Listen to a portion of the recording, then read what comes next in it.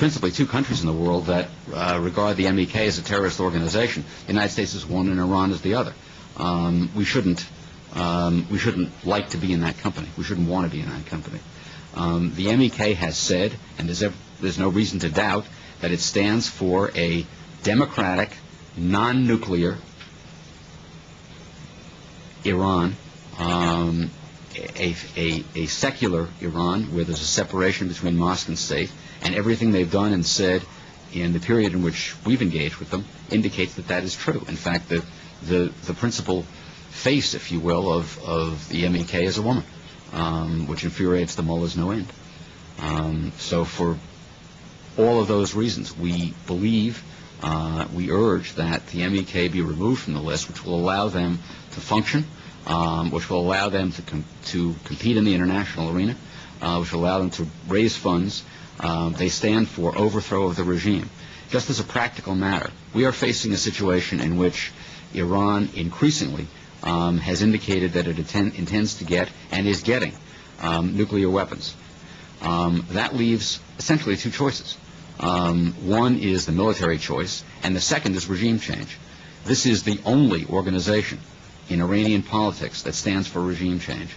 That is the clean and the least bloody way.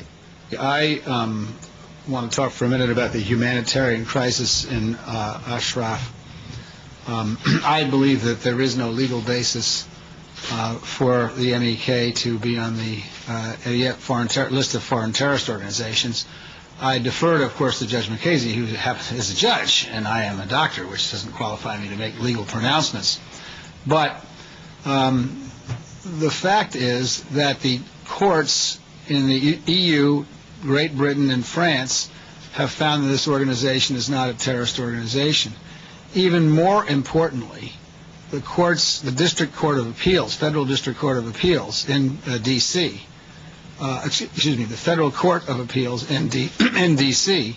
found that the MEK did not receive due process, so and ordered the state to re-review them.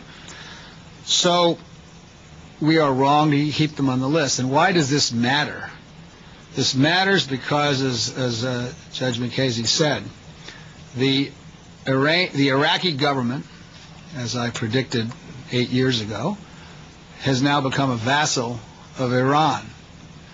And the Iraqi government, almost certainly at the request and pressure from the Iranian government, sent in troops to massacre, and there is no other word, this is genocide, this is an intent on extermination of an entire group of people, all the Iranians in this camp, to massacre unarmed people. And we have, of course, videotapes of exactly that's going on. I think the United States bears some responsibility for this. We disarmed the people in Camp Ashraf. We promised them security. And when we withdrew from the vicinity of Ashraf on April 8th, 35 Iraqi men and women were murdered, and others died later because the Iraqis, 35 Iranian men and women were murdered because the Iraqis denied them medical care. Others died later. The risk here is that we look very much like the Dutch did at Srebrenica.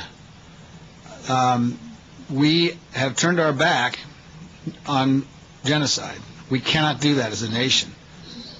The Iranian government does not have a right to call themselves the Islamic Republic of Iran. What the Iranians are doing, what the Iranian government is doing, has very little resemblance to the Islam that most Muslims know around the world. There are no moderates in the Iranian government. I'm shocked at the way the United States press reports this fight between Ahmadinejad and the supreme ruler as if somehow one of these sides was moderate.